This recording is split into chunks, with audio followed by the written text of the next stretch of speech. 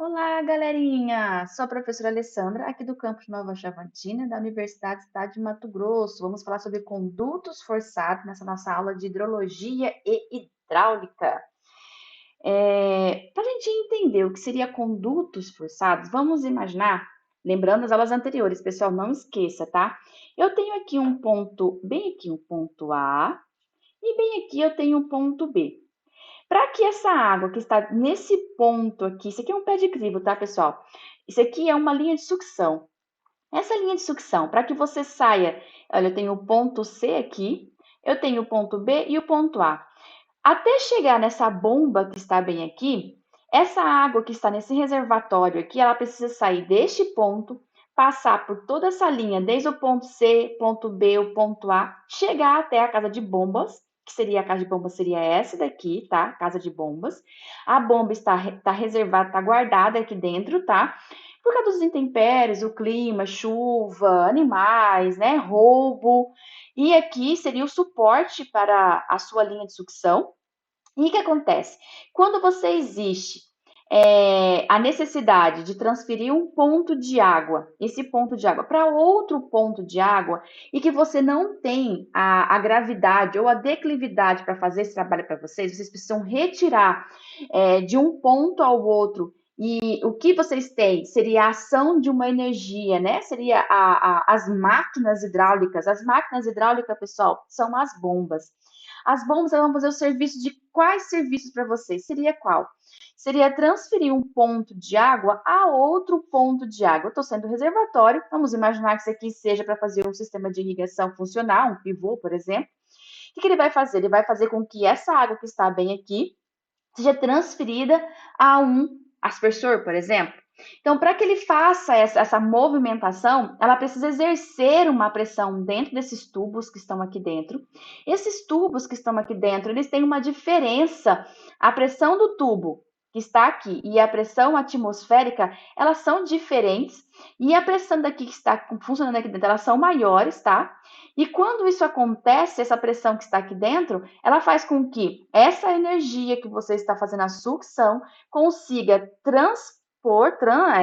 translocar de um ponto a outro. Então, quando acontece de um ponto A ao ponto C, exerce uma pressão nesses tubos circulares de diferentes diâmetros, independente de qual seja.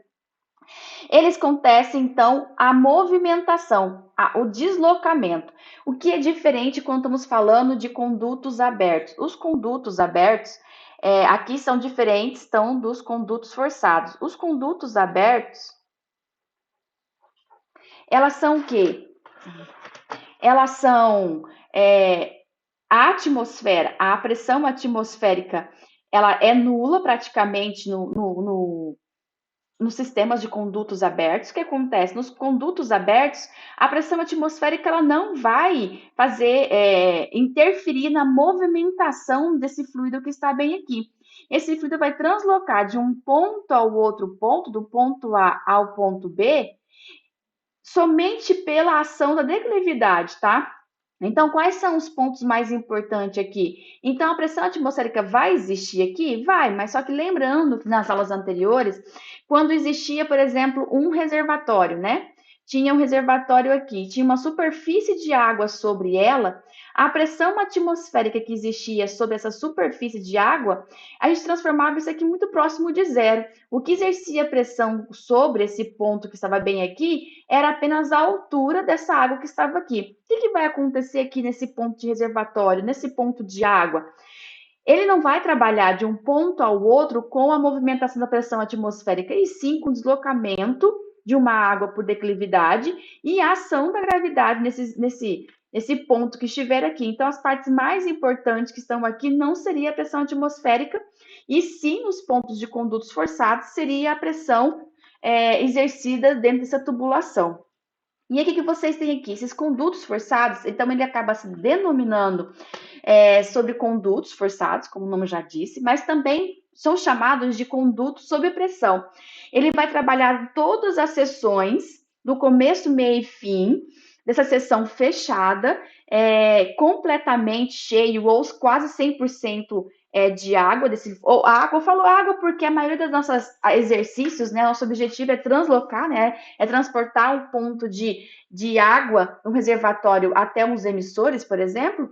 Então, esses fluidos que estão é, dentro desses tubos fechados aqui existe então um fluido passando por aqui e ele está fazendo totalmente o preenchimento aqui dentro dessas tubulações.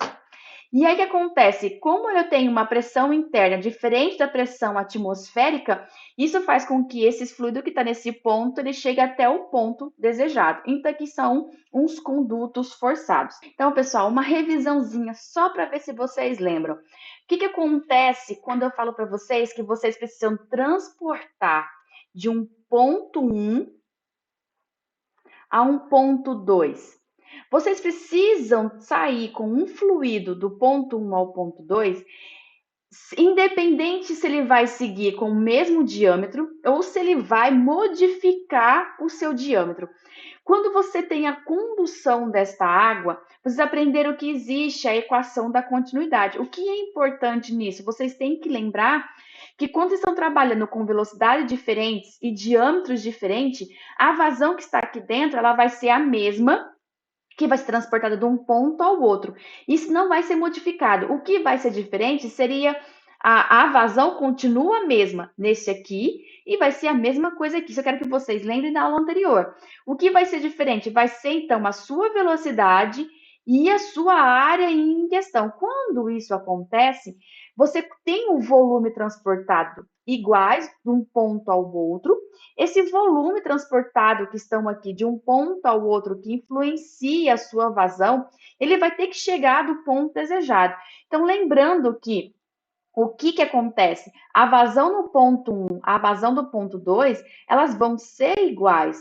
O que vai ser diferente, pessoal, será a área e a sua velocidade. Porque vocês estão falando de momento acelerado ou retardado. Esses movimentos é retardado ou acelerado, ou seja, ele contínuo, uniforme, independente, pessoal, vocês precisam também entender que isso daqui, dentro dos condutos sob pressão, nós temos então o teorema de Bernoulli. O teorema de Bernoulli tem o quê? Trabalha com pressão.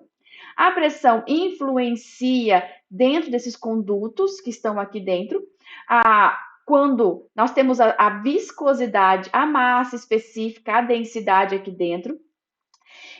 As paredes internas do tubo pode influenciar dentro do movimento, né? E vocês também lembram do Reynolds, né?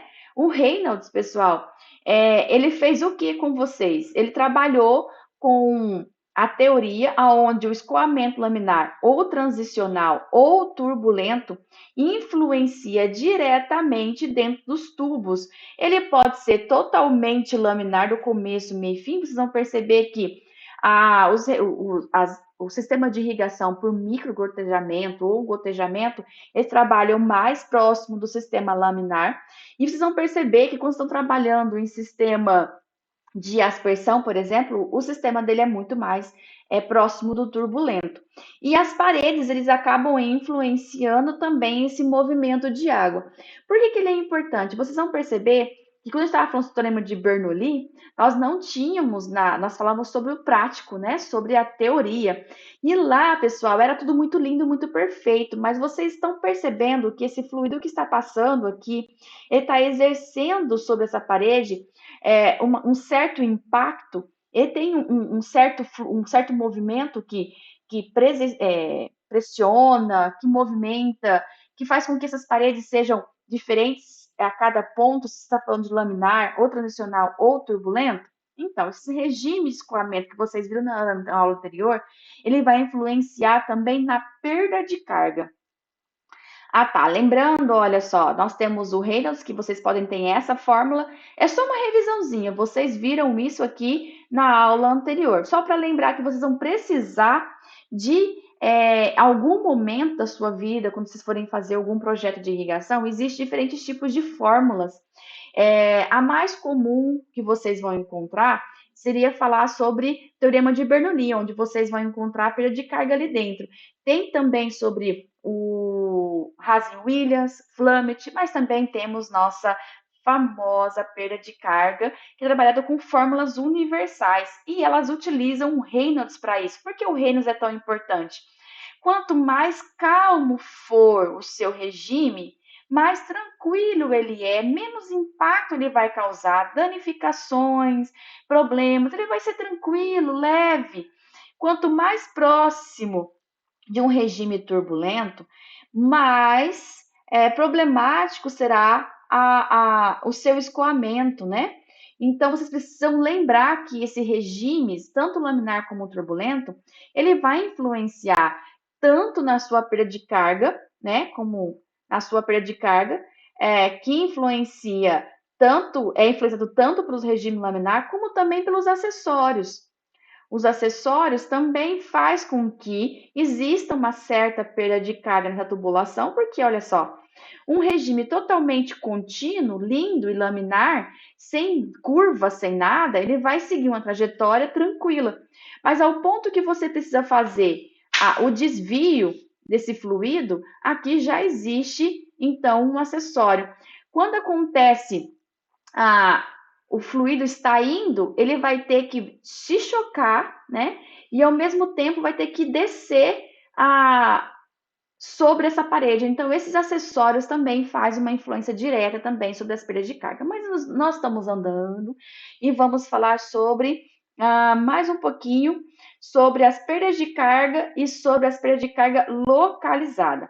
O que seria as perdas de cargas contínua? A contínua foi o que eu disse para vocês. Vocês estão trabalhando em um sistema aonde de um ponto A a um ponto B. Eu estou trabalhando com um mínimo, né, de acessórios possíveis e que ele é totalmente uniforme no seu escoamento. Eu não estou transitando ele de um ponto ao outro com muitos acessórios, ou com curvas, ou com diferentes diâmetros. Ele está estabilizado. Então, ele é uma carga contínua, né? De um ponto ao outro. Quando eu falo perda de carga localizada, eu falo que eu trabalho com acessórios singulares ou especiais. Como, por exemplo, esse exemplo que está bem aqui. Eu estou vindo de um sistema estável e logo em sequência tenho que trabalhar bem nesses pontos aqui, olha só, a transição e o escoamento, fazendo diversas curvas, lembrando, pessoal, que existe aqui uma velocidade e lembrando também que existe uma área aqui. Nessa imagem que vocês estão vendo, em momento algum, houve a redução ou aumento da tubulação. Então, nesse ponto aqui, a área dela é contínua, porém a velocidade também vai ser contínua. Porém, essas duas informações, quando se encontra aqui nesses acessórios, olha, isso existe um impacto, pessoal. Isso aqui vai causar sim a nossa interferência, as nossas famosas perdas. Tá vendo que existe quanto mais ao centro, é mais fácil fazer o desvio. Quanto mais próximo da parede, mais próximo você vai se chocar. E por isso que essas partes são mais vermelhas. Então, quanto mais complicado, mais próximo da parede, as perdas de cargas acabam sendo influenciadas bem aqui. Então, nós temos as perdas de carga contínua, aonde nós temos um movimento estabilizado de um ponto ao outro. E quando eu falo de perda de carga localizada, eu estou falando para vocês aonde existe acessórios, sejam eles especiais, singulares, como por exemplo curva, redução, cotovelo, registros, e assim vocês têm diversos acessórios que vocês vão encontrar, tá? E que vocês têm de diferente aqui? Lembrando que vocês já viram essa imagem aqui em Teorema de Bernoulli, quando eu chamava ele de perfeito. Por que ele é perfeito?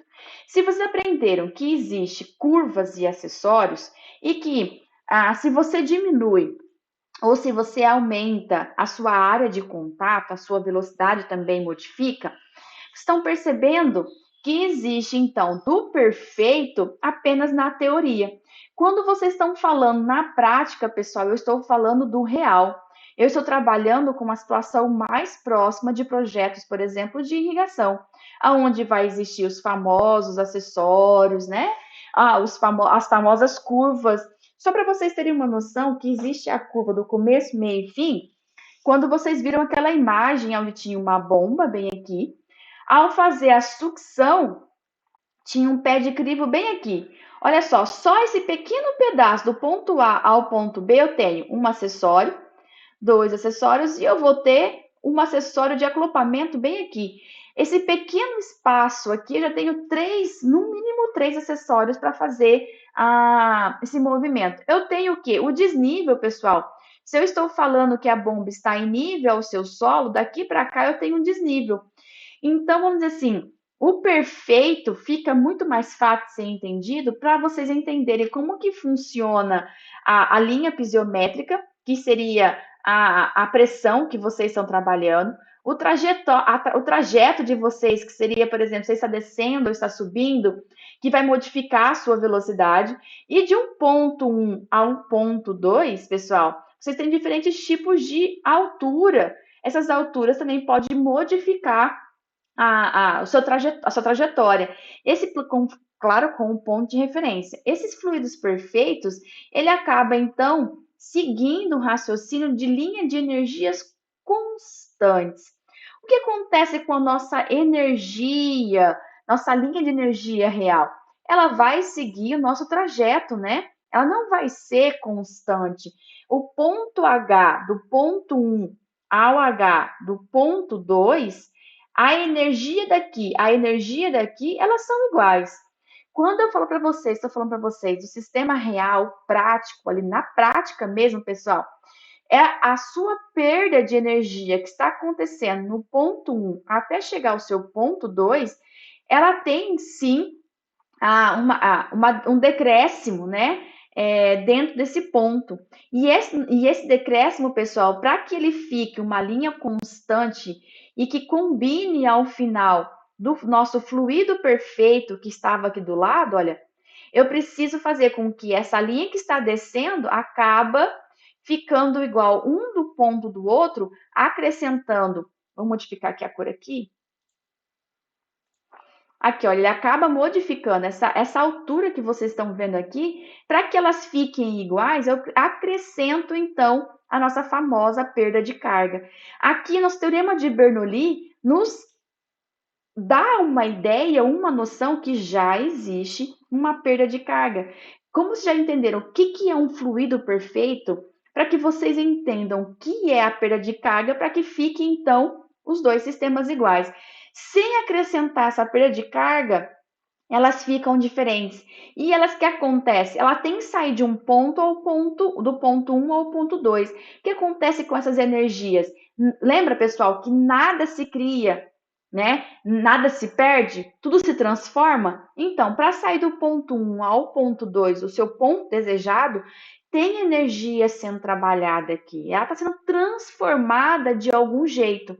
Então, é por isso que existem nossas famosas perdas de carga. E aí acontece, só para exemplificar, tá, pessoal? Só isso, mais nada. Eu não estou trazendo ah, é, essa parte de nível de aclive e declive. Vamos ver com mais ênfase na aula de irrigação, por exemplo, tá? Mas, por exemplo, se eu estou falando com vocês, olha só, estamos falando ali em nível. Quando eu estou falando em nível para vocês, ainda eu quero que vocês presenciem que existe aqui em vermelho. Olha, tá vendo a perda de carga do ponto 1 ao ponto 2, tá? É um 1, tracinho 1, 2. Ele tá saindo do ponto 1 e tá indo para o ponto 2. Então, 1, 2. 1, 2. Quando eu estou em nível, olha a comparação que quero que vocês vejam aqui, para que vocês entendam que a perda de carga não é só acessórios, tá? Não é só se ele é um fluido mais viscoso ou menos viscoso. Quero que vocês entendam que mesmo que vocês estejam em nível, está existindo uma perda de carga. Quando vocês estão em aclive, vocês também têm uma perda de carga. E quando vocês estão em declive, também tem uma perda de carga. Se vocês estão comparando de um ponto 1 ao ponto 2, modifica a direção entre eles, por exemplo, as suas linhas, né? Quando tem um plano de referência, que é a marca inicial que vocês têm, quando vocês comparam com a linha de pisométrico e a linha de energia, ela acaba se distanciando. Então, vamos dizer assim, olha só, quando elas estão em níveis, eu estou falando que existe a pressão que está ali dentro vai ser diferente do ponto 1 ao ponto 2, podendo existir a modificação do diâmetro ali dentro, podendo existir mais curvas, ou simplesmente, quando eu estou em aclive, eu estou em subida. Eu estou modificando a minha pressão e a minha velocidade de um ponto ao outro. E quando eu estou em declive, eu também tenho a modificação. Então, o que acontece? A perda de carga ela vai trabalhar independente se está em nível, aclive ou em declive. Ela vai existir para que exista tá vendo essa linha tá empontilhada aqui? Para que exista essa energia contínua, porque está se criando, ela tem que se transformar. Se ela está se criando e está se transformando, e ela precisa ser contínua aqui dentro, essa energia que nós falamos, então, é a nossa perda. É a nossa perda que está acontecendo de um ponto ao outro. Então, a nossa perda de carga, tá bom? Então, esse é o nosso fluido real. Então, é o primeiro contato que vocês estão tendo quando vocês falam sobre perda de carga.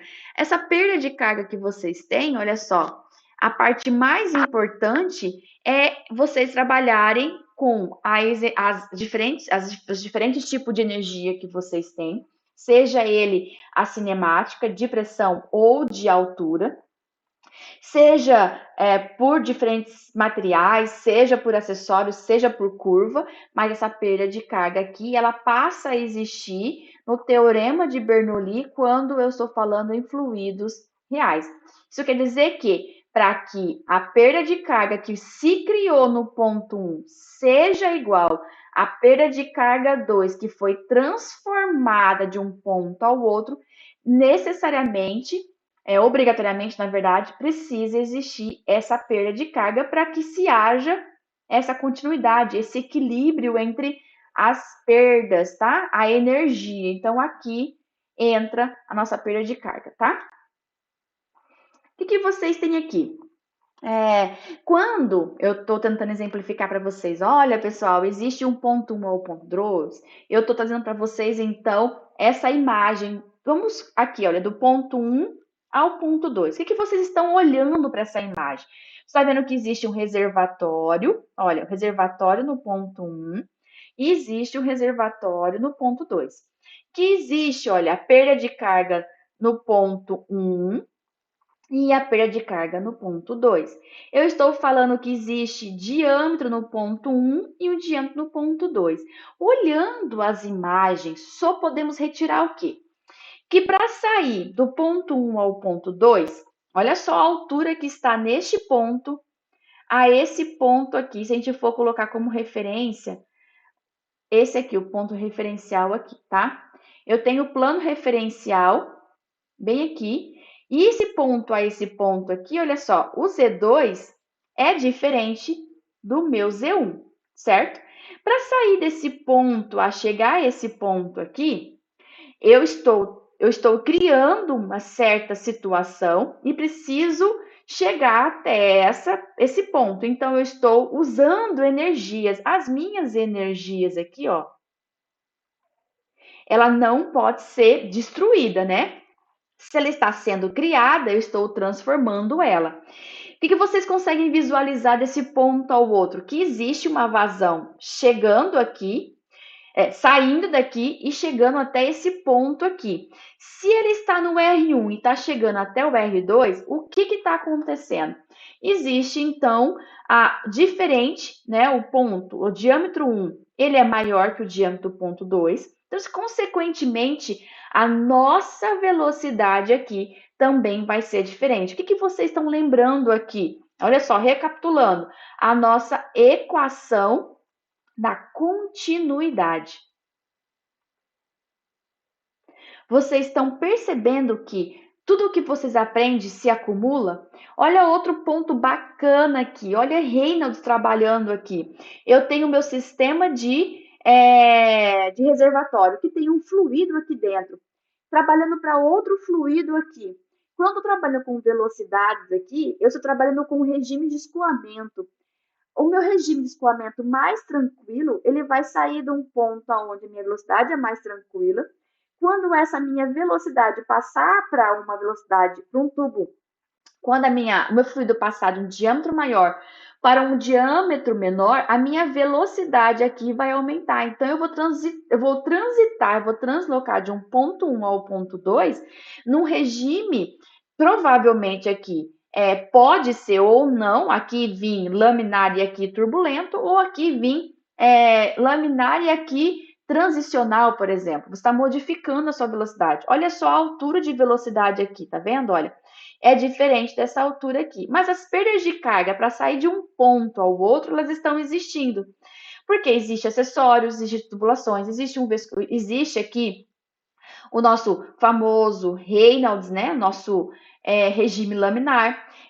Ou de turbulência. Então, quando existe essas peças especiais, existe diâmetros diferentes durante a sua linha de energia, seja ela de cinemática, seja ela fisiométricas, elas vão se alterar ao longo do seu conduto.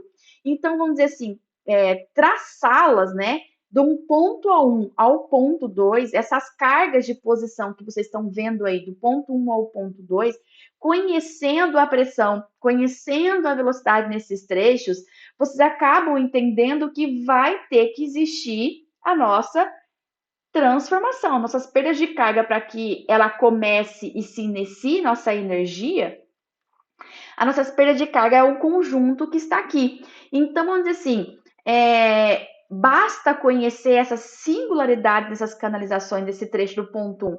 Conhecendo o seu trecho, vocês entendendo esse trecho que existe do ponto 1 ao ponto 2, existe essa perda de carga no ponto 1 ao ponto 2 que acabaria sendo, então, a sua perda de carga total, né? Que seria o H1 mais a perda de carga 1 e a perda de carga 2. O que acontece? Desse reservatório 1 a reservatório 2, como existe, né, essa diferença de nível que nós acabamos de ver de posição, então acaba existindo essa perda de carga para compensar essa nossa famosa nada se cria e nada se transforma. Se eu acredito que deu para entender, né, essa imagem, mas se não entenderam, depois vocês me perguntam, a gente dá um jeitinho, tá? Então, para entender um pouquinho melhor, para que vocês lembrem, lembra que existe a nossa famosa igualdade, aonde existe a nossa energia do ponto 1, a nossa energia no ponto 2, mais a nossa perda de carga do ponto 1 ao ponto 2, para que haja esse equilíbrio. Olha só, vocês estão imaginando que existe esse ponto aqui de translocação, que é a sua bomba passando desse reservatório, saindo da bomba aqui e tem esse ponto. Do ponto 1 ao ponto 2, mesmo que modifique o seu diâmetro, ela tem que sair. Então, o seu volume se modifica, porém, o seu volume, né, a sua vazão se mantém. O que está se modificando é o seu diâmetro. E para que essa energia passe de um ponto 1 ao ponto 2, ele não tem como se perder, ele tem como se transformar, então nosso teorema de Bernoulli real, ele acaba acrescentando, então, a nossa perda de carga. Esse é o primeiro contato que vocês têm com as nossas famosas perdas de carga ao longo de um conduto, começo, meio e fim.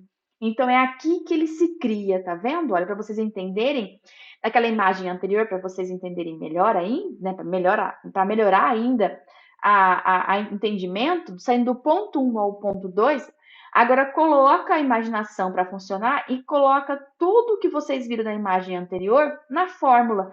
Tinha pressão diferente, tinha uma velocidade diferente e tinha uma altura diferente.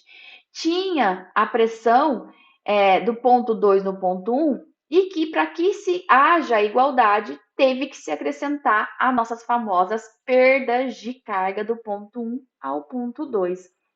Viram como que é fácil o entendimento quando vocês conseguem imaginar e visualizar o que seria a nossa famosa teoria e o que vai para a prática? A prática, quando vocês chegarem em irrigação, por exemplo, vocês vão trabalhar muito com perda de carga. E nós vamos trabalhar com perda de carga aqui também na hidráulica, para que vocês achem, por exemplo, a potência de bomba. Porque se vocês estão trabalhando com diferentes alturas, diferentes pressões, né? Se a energia ela não pode se perder, ela tem que fazer parte das contas, não é? E aí, só para lembrar vocês que se vocês estão trabalhando Esse aqui é a modificação desta fórmula aqui, ó. Eu tenho de um ponto ao ponto 2. Eu tenho que, se eu estou com a, a minha velocidade saindo, lembra que existe, que vocês podem ter ela estável, né? Ela pode ser uniforme, sem modificação nenhuma. Isso aqui, então, é zero, né? Chegando a esse ponto, você acaba transformando para essa fórmula que está aqui. Outro ponto que vocês podem achar perda de carga aqui, pessoal, é vocês determinarem a perda de carga unitária. O que seria a perda de carga unitária? Eu tenho aqui uma tubulação do ponto 1 ao ponto 2, ele tem um comprimento de 10 metros, por exemplo, e para essa tubulação que está aqui, eu estou falando que existe uma perda de carga de 2 MCA, por exemplo. Esse tubo, a cada metro que, eu quero saber a cada metro que eu estou andando, metro a metro, quanto que eu estou tendo uma perda de carga, né? É a minha perda de carga, por exemplo, esse aqui, 1 metro, a cada metro da minha tubulação, eu estou tendo, então, a minha perda de carga aqui dentro.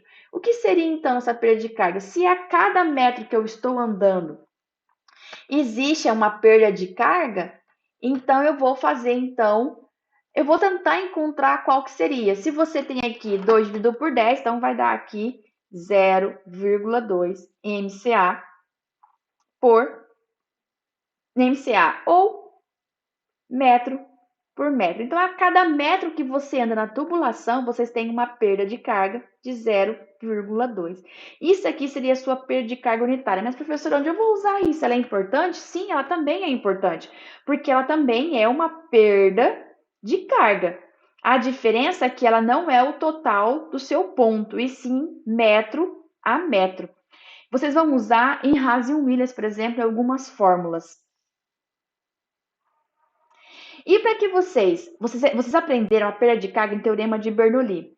Existe diferentes tipos de perda de carga que vocês podem encontrar dentro da contínua ou da localizada. Dentro da perda de carga contínua, para que vocês existem a expressão geral, que essa expressão geral ela acaba denominando uma perda de carga contínua de uma perda contínua daquela de carga que vocês ocorreram durante o escoamento de um fluido de um ponto ao outro, que era estável, lembra?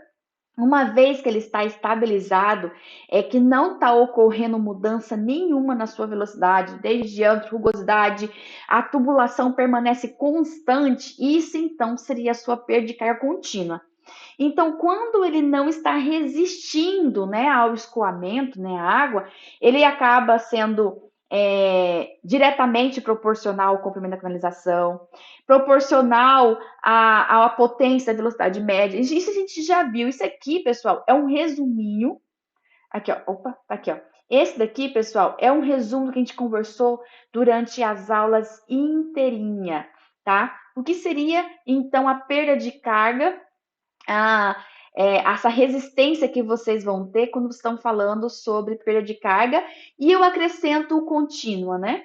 Então, ela vai ser diretamente proporcional ao comprimento da canalização, a potência de velocidade média, ela é inversamente proporcional à potência do seu diâmetro de conduto, ela é independente da pressão que o líquido está escoando, ela é independente da sua posição de escoamento e sentido, e depende diretamente ali da sua massa específica, da sua viscosidade. Isso a gente está falando o tempo todo. Isso aqui é um resumo do que a gente está falando sobre perda de carga.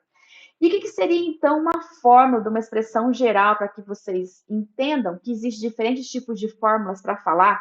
Só que isso aqui, pessoal, eu só estou passando por ele, tá? Eu não vou explicar detalhe por detalhe. Eu só quero que vocês entendam que existem diferentes fórmulas para falar sobre perda de carga. Perda de carga numa fórmula geral, tá? Que está falando sobre, isso aqui, olha, é metro de coluna dizendo que é MCA, então é metro por coluna de água. Isso aqui é metro por coluna de um fluido, tá? O F é um fluido. Isso aqui é o comprimento da canalização, isso aqui é o diâmetro da canalização.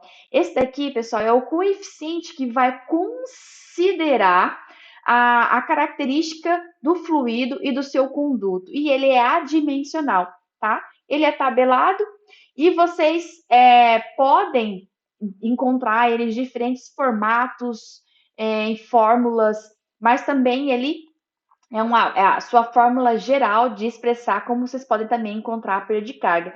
Uma que vocês viram para o teorema de Bernoulli. Essa daqui vai levar em consideração a velocidade, o comprimento e o diâmetro. Esses aqui, pessoal, é a potência que vocês vão levar teórica ou empiricamente. A segunda fórmula famosa que vocês podem encontrar na literatura, em alguns exercícios, é vocês trabalharem com a fórmula que foi feita por Range, né, que foi 1839, e depois veio o, acho que é Poussouilly, sei lá, em 1840, que ele trabalhou com a mesma fórmula que Range em 1839, mas ela deu uma melhorada, né? Ele trabalhou com a mesma fórmula, mas deu uma leve modificada trabalhando no mesmo sentido. Qual que é o mesmo sentido? Trabalhando somente com tubos onde o escoamento é laminar. Isso quer dizer que, olha só, olha, Reynolds, ó, ele é menor que 2.000. Então, se ele vai ser laminar, em momento algum, essa fórmula pode ser usada em situações para regimes turbulentos. E como eu disse para vocês, esses fluxos laminares, eles acontecem quando você está trabalhando com, por exemplo, irrigação por gotejamento ou por microaspersão, sistemas com sistemas mais tranquilos, né? Quando comparado ao sistema de aspersão. E aí o que acontece? A perda de carga, ela é diretamente proporcional, né, à sua viscosidade e também vai ser inversamente proporcional ao quadrado do diâmetro ou do seu conduto. Aqui vocês estão falando da sua viscosidade. Olha só, eu tenho. Aqui vai depender se você está falando da fórmula que vocês estão utilizando, se é a viscosidade dinâmica ou se é a viscosidade cinemática. Aqui eu falo sobre um peso específico. Aqui eu não tenho peso específico, mas eu tenho um π e uma gravidade. Aqui eu falo de um comprimento, aqui eu também estou falando de um comprimento. O que está se modificando aqui, pessoal, aqui eu tenho a minha velocidade e aqui eu tenho a minha vazão. Ambos utilizam diâmetro, como está utilizando aqui também diâmetro, porque teoricamente estão trabalhando com tubos circulares. E isso aqui seria então uma outra fórmula para vocês acharem a perda de carga. Outra fórmula, pessoal, que vocês vão ouvir muito a palavra fórmula universal, nossa famosa fórmula de Darcy, tá? Essa nossa fórmula de Darcy, ela é muito conhecida, muito trabalhada, é porque ela pode ser trabalhada com qualquer regimento, olha, qualquer regimento, então quer dizer que seja desde laminar a turbulento.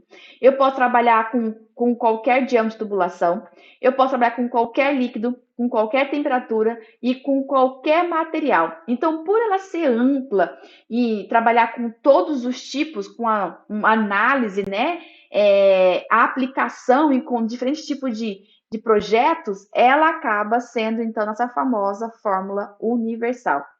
E nós temos o quê? Nós temos esse F que está bem aqui, tá? Tanto aqui como aqui. Esse F, ele vai levar, então, em consideração o coeficiente de atrito. Ele é adimensional também. O que ele vai levar de vantagem nisso? Na verdade, olha só, para que vocês trabalhem com a fórmula universal, vocês têm que entender que existe as paredes de cada tubulação, ele vai levar em consideração o tipo de material que vocês estão usando. Vai ser o E, né, que é proporcional à sua rugosidade relativa. Vamos dizer assim, eu tenho uma rugosidade relativa ou absoluta ou equivalente em função do material que vocês estiverem trabalhando aqui, né? Que seria a distância, eu tenho diâmetro, que está bem aqui, e essa freezer, esse espaço que vocês têm aonde o fluido está trabalhando aqui dentro. Então, seria esse E de vocês, que é a rugosidade absoluta, é a altura média das asperezas da parede interna de um conduto, medida pela sua rugosidade. Então, seria o material que vocês estão utilizando ali dentro. E aí, quando vocês jogam isso para uma fórmula universal, Cadê ela? Olha aqui, a nossa fórmula universal. Quando vocês utilizam esse F aqui, estão levando em consideração, então, o regime de Reynolds. O regime de Reynolds, você, quando está trabalhando tanto o regime laminar como o regime turbulento, vocês podem levar em consideração tanto aquela fórmula que está aqui atrás, olha, para determinação do F, vocês podem usar esta relação, essa pequena é, essa rugosidade que a parede tem, né, sobre os condutos e esse diâmetro que vocês vão encontrar entre a parede e a outra, né, essa rugosidade, e vocês conseguem encontrar com esse coeficiente de atrito. Como ela é uma fórmula que você trabalha com qualquer tipo de material, essa rugosidade ela vai depender, então, do material que estiverem usando. Se for PVC, o material que eu tô falando, se for polietileno, se for de chumbo, ou de cobre, se for de alumínio. Então, o material que eu falo para vocês é o material que está em volta desse fluido que vocês estão vendo, para sair de um ponto ao outro, o sistema, esse material que vocês estão utilizando. E aí, outro tipo, né? Aqui vocês têm a rugosidade absoluta. Olha só, a rugosidade absoluta. Você fala assim, professora, mas como que eu vou saber qual que é? Você falou que é medida pelo rugosímetro, né? Eu vou ter que trabalhar com isso? Não, pessoal. Olha só, ele é tabelado. E esses tubos novos e tubos velhos, como já vem, né, trabalhado, alguém já fez isso para você, esse levantamento, para diferentes tipos de materiais, como eu disse para vocês, cada material, pessoal, desde do aço ao plástico, ele existe então o E e ele é tabelado. Essa tabela, ele vai ser influenciada, que é o E, ele vai ser influenciado aqui, então, olha, o seu diâmetro que vocês estão trabalhando. Professora, mas vocês estão falando que existe o diâmetro comercial, né? O diâmetro de 1 polegada. 1 polegada é o que vale a 25 milímetros. Isso aqui, pessoal, estou falando do diâmetro total que ele está falando aqui é o diâmetro. Eu estou falando para vocês que é o diâmetro interno, o diâmetro interno do seu material, do seu tubo, e não o diâmetro que vocês estão falando do externo. Esse material que vocês têm internamente que vai entrar aqui na conta de vocês. Então, vai ser o quê? Vai ser o seu famoso Ezinho tabelado dividido pelo seu diâmetro interno. Esse aqui seria uma das maneiras que vocês teriam como encontrar o seu coeficiente de atrito, que ele é em função também de Reynolds, uma vez que você sabe que esse regime é, é influenciado pelo material que vocês têm aqui dentro, né? Então, vocês também têm diretamente o Reynolds trabalhado nisso. E como vocês sabem que o E, ele tem tabela, outras formas de determinar também o coeficiente de atrito, né, que é o nosso famoso F, esse F, como eu disse para vocês, ele também pode ser em função de Reynolds. Seja ele laminar, ele vai trabalhar com esta fórmula. E quando estiverem falando de regime turbulento, vocês têm duas fórmulas que vocês podem utilizar. Vocês têm essa fórmula de 1930 de Keimun e vocês têm essa de Blasius, que vocês estão trabalhando. Quais são a diferença entre esses aqui? Eu estou compreendendo o regime turbulento trabalhando em tubos mais lisos e esses daqui em qualquer valores críticos. Esse daqui eu trabalho só com um regime turbulentos de 4.000 a 100.000 Reynolds, tá? E esse aqui, qualquer valor, vocês podem trabalhar nesse daqui. Nossa, professora, quanta fórmula que você tem para falar sobre perda de carga? A nossa queridinha, a nossa famosa e o que vocês vão utilizar do começo, meio e fim. Professora, se vocês vão falar só sobre essa fórmula, por que você mostrou as outras? Eu estou mostrando que existem diferentes fórmulas para que vocês trabalhem, seja em microirrigação, seja em aspersão, seja em qualquer situação, vocês têm diferentes materiais, referências, autores para poder achar qualquer perda de carga que vocês queiram, tá? A diferença é que algumas são mais famosas e mais fáceis, como por exemplo a nossa fórmula de Hazen-Williams. Hazen-Williams aqui, ele tem algumas regrinhas que vocês precisam seguir. Por exemplo, ele costuma trabalhar muito com o regime de escoamento turbulento. O que não acontece em Flamit. Flamit trabalha com regimes mais tranquilos, tá? Olha só, outra regrinha. Ele trabalha com diâmetros, pessoal, da tubulação que vai variar maiores que 50, tá? E pode ir aí a qualquer valor que vai até 3.500 milímetros, depende. Então, isso aqui se trabalha com grandes, né? Enormes diâmetros. E qualquer tipo de material, qualquer conduto. Então, vocês têm como achar também a sua perda de carga pelo Hazen Williams. Ela é mais fácil, ela é mais conhecida e ela é muito mais popular. Contudo, que esta fórmula aqui é a mais popular que vocês vão ver em livros, em exercícios, nas aulas de irrigação. Por quê? Ela é mais fácil de ser trabalhada. O coeficiente de Hazen-Williams, que é esse C aqui, ele é mais conhecido. Vocês conhecem o comprimento, que é o L, conhecem o diâmetro, conhecem vazão. Isso aqui é só valores para que vocês utilizem na fórmula, tá? E isso aqui, essas duas aqui, pessoal, são modificações de 3 fórmulas diferentes que vocês vão trabalhar praticamente as mesmas coisas para achar a perda de carga. Aqui, a diferença desta fórmula para essa daqui, olha, a diferença dessas duas está aqui está o meu comprimento aqui está meu comprimento, tá? A minha velocidade, pessoal, eu estou trabalhando com uma velocidade e em momento algum esta fórmula ou esta fórmula eu acrescento a velocidade. Então a velocidade aqui passa a existir uma vazão, tá? Mas elas praticamente trabalham com as mesmas situações. Se vocês forem destrinchar as fórmulas, vocês conseguem chegar praticamente nos mesmos objetivos. E qual que é essas fórmulas aqui do lado? Vocês estão vendo que ela está aqui em azul? Essas aqui são as mais usadas, são as mais conhecidas. Essa daqui, pessoal, essa daqui e essa daqui são as mais famosinhas que vocês vão encontrar. Que eu estou trabalhando o coeficiente aqui. Olha, ó, eu tenho coeficiente, coeficiente. Eu tenho vazão, ó, vazão, vazão.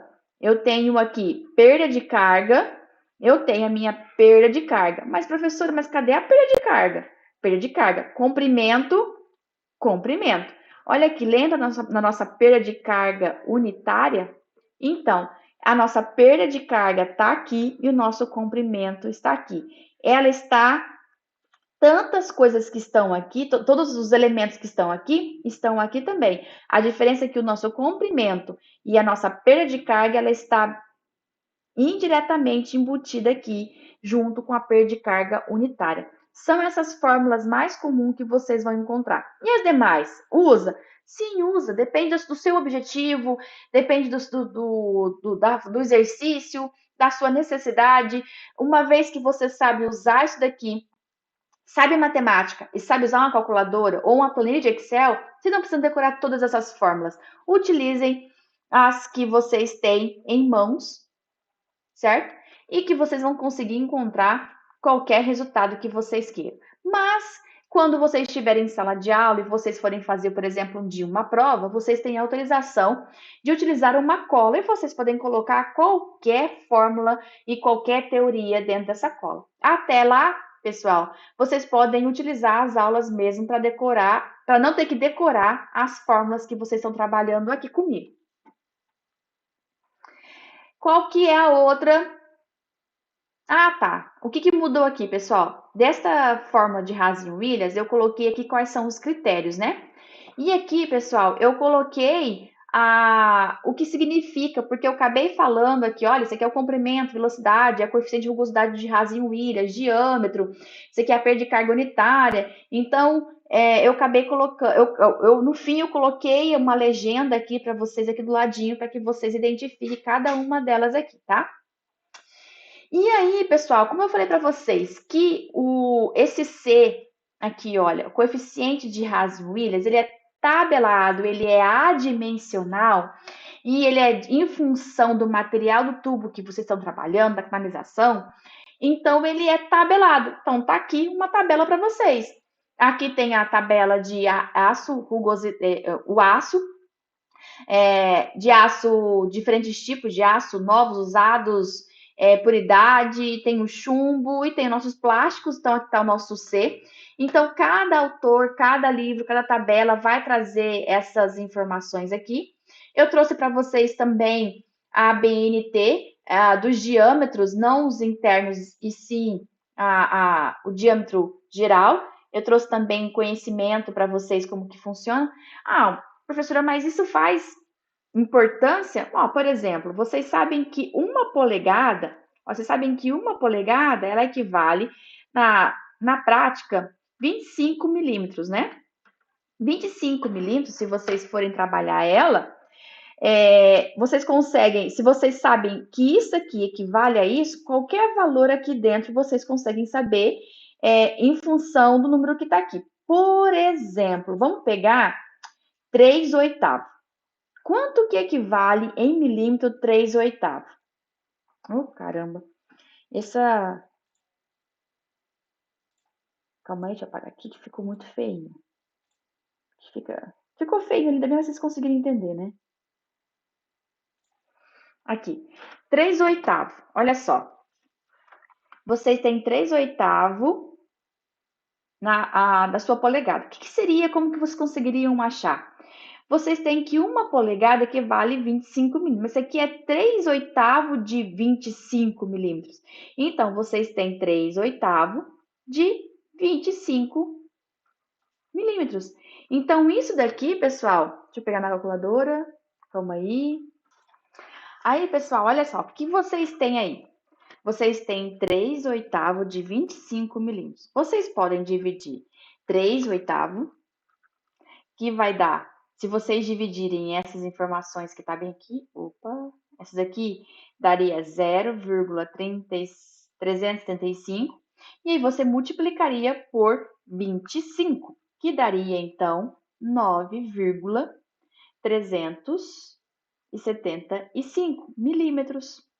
Ou vocês podem simplesmente multiplicar 3 vezes 25, que daria 75, dividido por 8, que daria também a mesma coisa. Então, seria vocês entenderem que as polegadas não estão aqui para atrapalhar, e sim para facilitar. E algumas tabelas que vocês vão encontrar, uma boa maioria vai estar em polegada. Mas se não estiver em polegada, já vai estar em milímetro para vocês. Ah, tá. Olha só. Pessoal, lembra que eu falei para vocês que existe o coeficiente de rugosidade e que ele é em função de cada material que vocês estão usando, seja eles novos ou seja eles usados. Por que é usado? Ah, eu vou comprar um material e vou trabalhar com ele usado? Não, na verdade vocês não vão trabalhar com material usado, você trabalhar com material novo. Mas também vocês podem reutilizar algum material que já estava ali. Ou com o passar do tempo, aquele material foi ficando velho. Nesse sentido, se vocês forem fazer cálculos, né, reiniciar um projeto com material que já existe, vocês precisam trabalhar então com a situação de um material usado. Mas com o passar do tempo, o seu material vai ficando velho e gasto com o tempo. E vocês precisam ver a viabilidade desse material. E conforme vocês vão passando aqui, olha só, quando estão falando de qualquer material, seja de novos para usado, o coeficiente de rugosidade, olha só, ele vai diminuindo ao passar do tempo. E o que acontece aqui? Alguns autores, as literaturas, depende do material que vocês estiverem usando, ele pode ser, com o plástico PVC, ele pode diminuir a cada 10 anos, você diminui 5 pontos em relação ao material que vocês estiverem usando. Mas se for outro material, por exemplo, igual aqui, olha, se for o concreto, por exemplo, vocês diminuem a cada 10 pontos, a cada 10 anos que vocês estiverem trabalhando. E quando eu falo para vocês assim, o conduto vai ficando velho. Sim, pessoal, ele vai ficando velho. Quando você compara um material novo com um material velho, esse material ele pode ter problema desde do seu fluido, que ele pode vir sim com problemas, tá? Ele pode ser sim um material que ele vai oxidar ao longo do tempo. Então, os ferros e aços, eles estão sujeitos sim às ações químicas que estão presentes ali na água. Isso é muito natural. E os plásticos? Plástico também, pessoal, com o passar do tempo, a sua água que está ali, ela pode sim ter um material presente na água, como ela ser uma água mais ferrosa e acumular sim nas paredes, e isso fazer com que o seu diâmetro interno, olha, seja modificado em função desse material que está encostando aqui na parede, né? Que está acumulando aqui na parede e diminuindo o orifício aonde está passando o seu fluido. Então, essas condições, elas precisam sim ser revistas e elas sim precisam ser trabalhadas para que não cometa erros, né, nos seus cálculos, se vocês estiverem usando um material usados, mas de bom estado, por exemplo. E a outra fórmula bacaninha e bem legal de se usar é a fórmula de Flammet. A fórmula de Flammet, por que que ela é legal? Ela é muito semelhante à de Hazen-Williams. Tanto Hazen como Flammet, como aqui, como Flammet, elas trabalham para achar uma perda de carga. A diferença de Hazen-Williams é que eu trabalho com diâmetros maiores que 50 milímetros. Quando eu estou falando isso aqui para Hazen, tá? Quando eu estou falando de Flammet, eu estou trabalhando com diâmetros menores que 50 milímetros. Por isso que eu disse para vocês que Flammet e Hazen-Williams são praticamente as mesmas coisas. A diferença é que Flammet eu vou trabalhar com diâmetros menores, muito usado em microirrigação, por exemplo. Ah, professora, mas eu vou ter que aprender esta fórmula e esta fórmula de Hazen? Não, na verdade vocês vão ver mais para frente, eu deixei um exercício para vocês que vocês conseguem usar tanto esta fórmula aqui, como essa trabalhar com menores diâmetros. Porém, fica mais fácil se vocês usarem de 50 milímetros para Flammet. Facilita suas contas, sua vida, mas quando você está trabalhando com Excel, também fica mais fácil. Então, eu também tenho algumas regrinhas. Ele trabalha, pessoal, olha, do regime tanto escoamento, trabalha com regimes mais tranquilos também, que está só turbulento aqui, mas também trabalha com regimes laminares também, tá? E os diâmetros internos, eles precisam obrigatoriamente estar a 50 milímetros e os Hazen maiores que 50. E aí, o que vai mudar? O B. Esse coeficiente aqui, em Hazen, vocês usavam o C. Aqui vocês vão usar o coeficiente de rugosidade de Flammet. E esse aqui é o coeficiente de rugosidade de Hazen-Williams. Esse B é o do Flammet.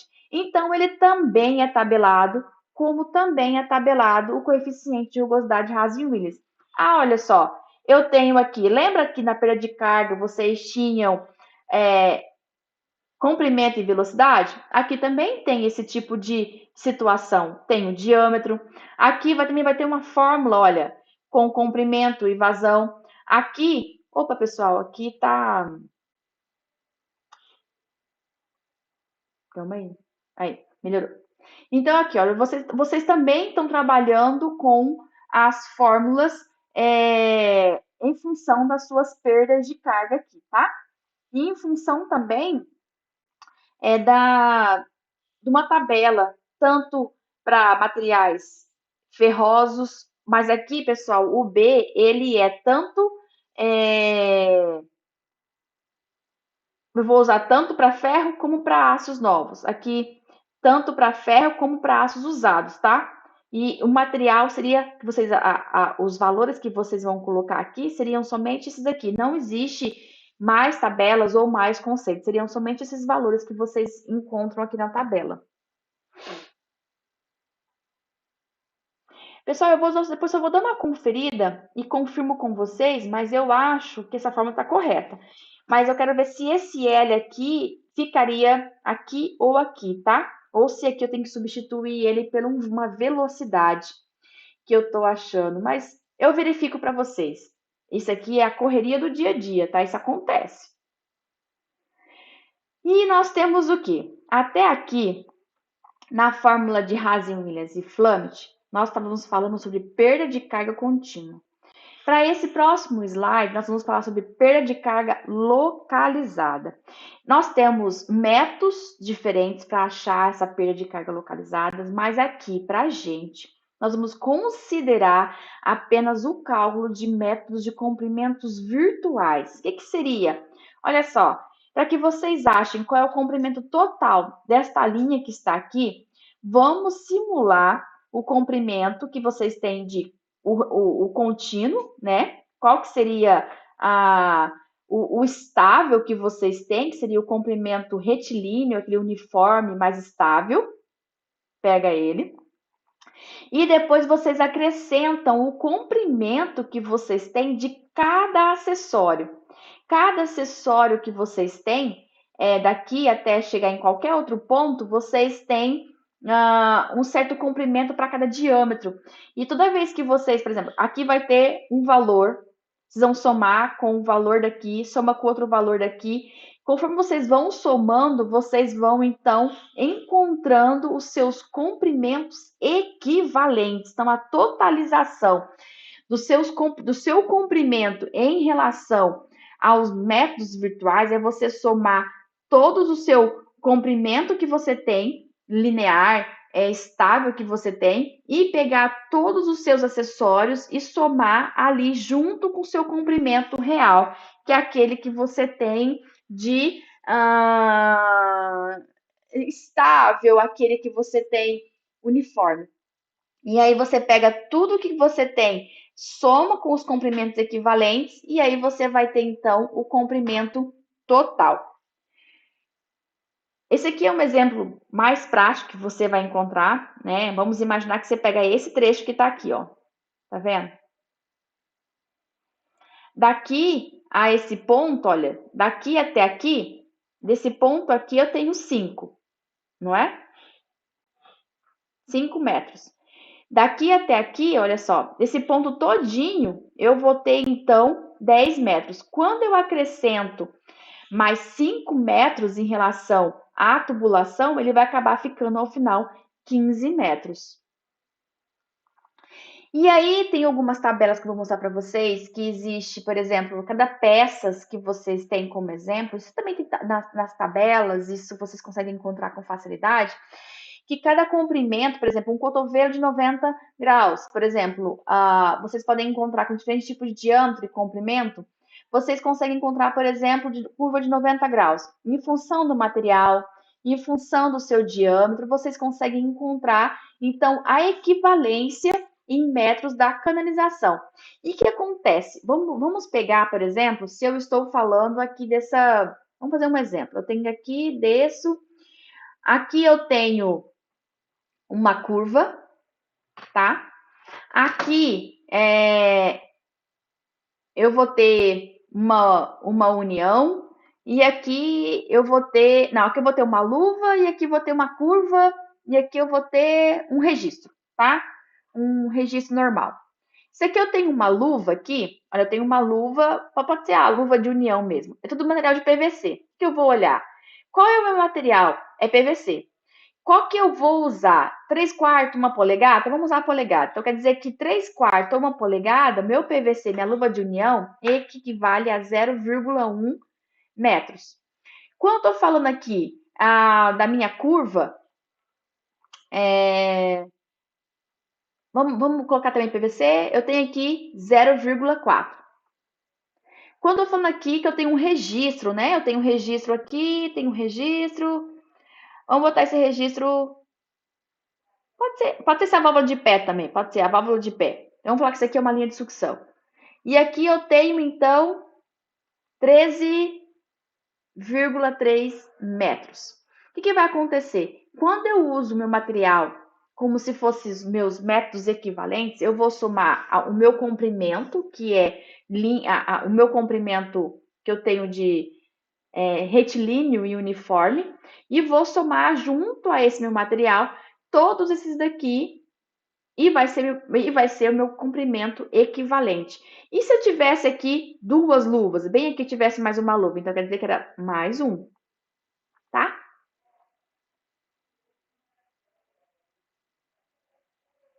Pessoal, agora, como é para. Não sei se vocês entenderam, se foi muito rápido, mas eu vou fazer um exemplo com vocês aqui, para a gente ver sobre as perdas de carga que vocês estavam trabalhando, por exemplo, com o teorema de Bernoulli. E eu vou deixar alguns para vocês como exemplo, e nós vamos falar só desse daqui, e vocês tentam executar o que eu expliquei para vocês aqui na aula. E o que vocês têm aqui? No esquema a seguir, a água é um fluido de um reservatório, tá o fluido de um reservatório. Vixe, mas eu escrevi muito errado, olha. No esquema a seguir, a água, fluido, reservatório para o aspersor. Tá, vamos imaginar que essa água que está nesse reservatório, ele vai sair desse ponto que está aqui, do ponto 1, até o ponto 2. Esse ponto 1 ao ponto 2, essa água desse reservatório vai fazer com que esse aspersor funcione. Esse aspersor vai funcionar a uma pressão de 3 kg força por centímetro ao quadrado. Eu estou falando que a diferença de altura entre o ponto A ao ponto B, eu estou falando que é 50 centímetros, ou 50 metros, e essa tubulação que está aqui me fala que tem um diâmetro de 25 milímetros, e que eu estou falando. E eu estou pedindo que você determine a perda de energia. Ele quer a perda de carga do ponto 1 ao ponto 2. Ou também pode do ponto A ao ponto B, que dá na mesma, tá? O que vocês têm? Ele informou, então, que existe um tubo, existe um aspersor, que existe uma altura e uma pressão. Essas informações foram que vocês retiraram no exercício. O que vocês podem fazer? Dessas informações daqui, pessoal, vocês conseguem tirar a vazão? Não, pessoal, olha, ele também informou, olha, a vazão, que é 5 metros cúbicos por hora. Então, não precisamos tirar a vazão. Ele já forneceu a vazão. Dessas informações que vocês têm aqui, tanto a vazão e o diâmetro, vocês conseguem tirar a velocidade. E aí, o que acontece? Vocês têm que encontrar a perda de carga. Das informações que vocês têm aqui, das fórmulas que vocês aprenderam, a perda de carga por Hazen-Willis aqui vai ficar faltando alguns detalhes ainda para poder ser informada aqui. Mas vocês conseguem trabalhar com a fórmula de teorema de Bernoulli. Olha só, você tem aqui a pressão no ponto A e você tem aqui o peso específico, mais a velocidade no ponto A, 2 vezes a gravidade, mais a altura no ponto A, porque é do ponto A ao ponto B, né? E ele quer. Opa, cadê minha caneta? Sumiu. Aqui. E tô falando aqui, pressão no ponto B, peso específico, mais a velocidade no ponto B, vezes 2 vezes a gravidade, mais a altura no ponto B, mais a nossa perda de carga no ponto A ao ponto B. Nossa, professora, você esqueceu de colocar o quadrado aqui. Sim, eu esqueci. Aí, o que vocês têm? Informações. Você tem a pressão no ponto B. A pressão no ponto B é do aspersor. E a pressão no ponto A? Vocês também têm, porque a pressão no ponto A é a pressão atmosférica, então ela é zero. Então, isso daqui, pessoal, corta, porque já é zero. Qual outro ponto interessante? Você sabe que desse ponto aqui a esse ponto está a 50 metros de diferença. Então, quer dizer que isso aqui, se você levar em consideração a diferença entre o ponto A ao ponto B, vocês têm o quê? Que aqui é zero e aqui é 50. Então, o seu ZB aqui, ele é zero. O que mais nós podemos tirar em relação a isso? Se eu estou falando que eu estou sobre o nível da água, nós aprendemos também que quando você está sobre o nível da água, a sua velocidade também ela é constante. O que vai causar turbulência ou escoamento, seja laminar, ela vai ser dentro do ponto da tubulação. Então, a sua velocidade no ponto A é igual a zero. O que mais nós podemos tirar disso?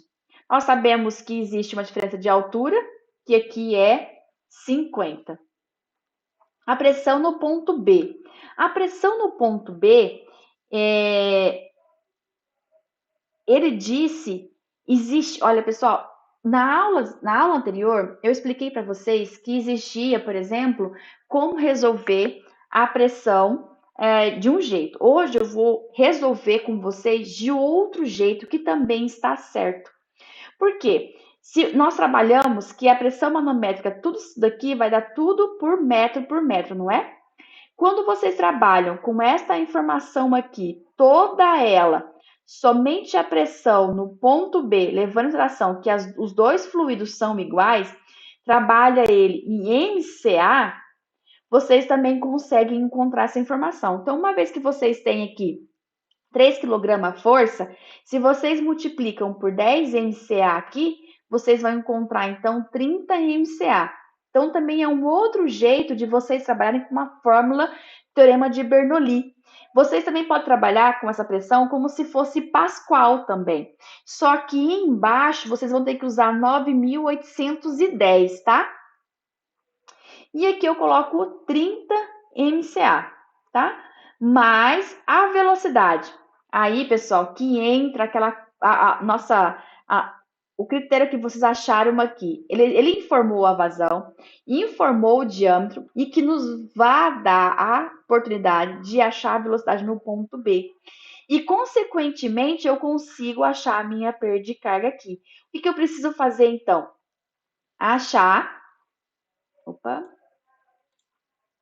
Eu preciso achar, então, a minha velocidade. Eu tenho aqui vazão, área, vezes velocidade. A minha vazão, que está bem aqui, eu tenho que ela é 5 metros cúbicos por hora. A minha área também está aqui. Eu tenho π vezes o diâmetro, que é 25 milímetros. Uma vez que você transforma 25 milímetros, ele vai para 0,025 ao quadrado dividido por 4. E você tem a velocidade. O que tem um probleminha aqui, pessoal? Aqui ele fala em hora. Eu preciso usar em metros cúbicos por segundo. Então, essa unidade que está aqui, eu preciso transformar.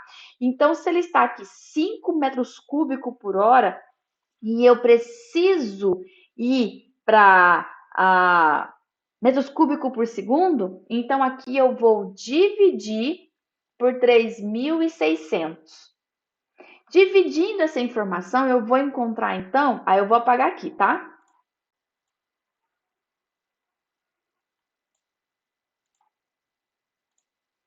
Eu vou encontrar, então, pessoal, vamos lá.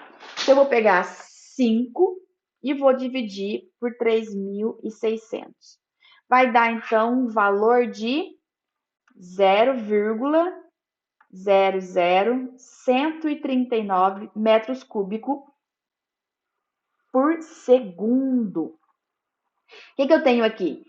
Que resolver essa equação aqui e passar isso dividindo por isso. Então, eu vou ter 0,025 ao quadrado vezes 3,1416 dividido por 4. Então, vai dar 0,00, olha só. Então, eu vou pegar aqui a velocidade, vai dar o valor que...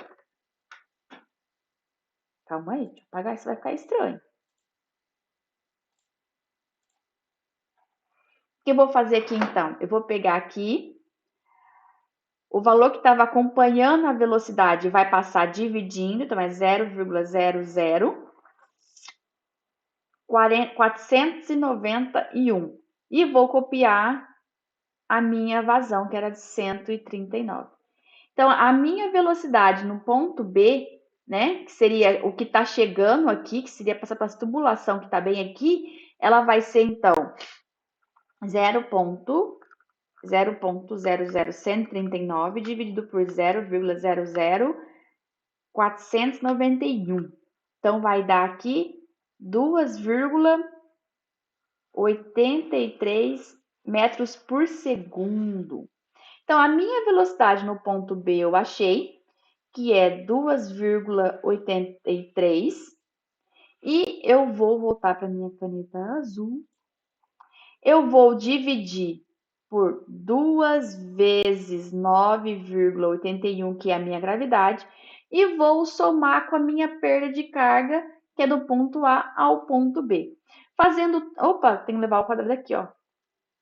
Fazendo tudo isso daqui, eu vou ter, então, 50 é igual Se eu elevar 2,33 ao quadrado e dividir por 2 vezes 9,81, eu vou ter 0,41. Então, vai ser 30 mais 0,41 mais a minha perda de carga no ponto A ao ponto B. Somando isso com isso, eu vou ter 30,041. Quando eu passo do lado de cá, pessoal, positivo vai ficar negativo. Então, eu vou ter uma perda de carga 50 menos 30,41. Então, a minha perda de carga do ponto A ao ponto B vai ser 50 menos 30,41, que vai dar 19,59 MCA. E assim a gente achou esse exercício tranquilo, bem fácil, mas como sempre eu deixo para vocês alguns exercícios. Tem o exercício 11, que eu quero que vocês testem as duas fórmulas para o mesmo enunciado, tanto em Flammet como em Hazen-Williams. Como eu falei para vocês, que Hazen-Williams era para diâmetros maiores que 50 milímetros e Flammet era para menores que 50 milímetros, o que eu trouxe? 24 milímetros para que vocês testem Hazen-Williams. E vocês vão ver que vocês vão encontrar também uma resposta como em Flammet, mas vocês vão ver que vai ter mais trabalho para achar com esse do que com esse. Outra, pessoal, eu trouxe um outro exemplo de teorema de Bernoulli para vocês encontrarem a perda de carga.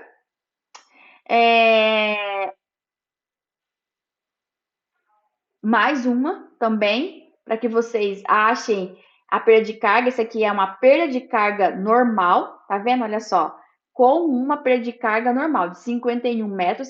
Olha só, eu tenho a vazão, eu tenho o coeficiente de Hazen-Williams e tenho o meu comprimento. E vocês têm aquelas fórmulas de Hazen-Williams que vocês podem testar aqui. E você tem aqui, olha, perda de carga unitária. Perda de carga unitária. Aqui, eu estou falando de metro por metro. É o seu J. Quando eu estou falando aqui, pessoal, eu estou falando perda de carga por metro. Então, é seu HF. O mesmo exemplo do anterior, mas olha só, utilizando a mesma imagem, mas olha só, eu estou usando aqui coeficiente Hazen-Williams, aqui eu tenho comprimento, então eu estou usando a perda de carga aqui como se fosse 50 metros, tá bom? São informações diferentes e eu estou perguntando qual é a vazão em litros por hora. Nós temos a 16, que é para vocês testarem, então, os comprimentos equivalentes, sabendo que tem a contínua e a localizada, que é aquele exercício finalizando o último que eu falei para vocês, que é a perda de carga localizada, que é utilizando o comprimentos equivalente. Aí é o 16. E fica para a próxima aula, então, máquinas hidráulicas.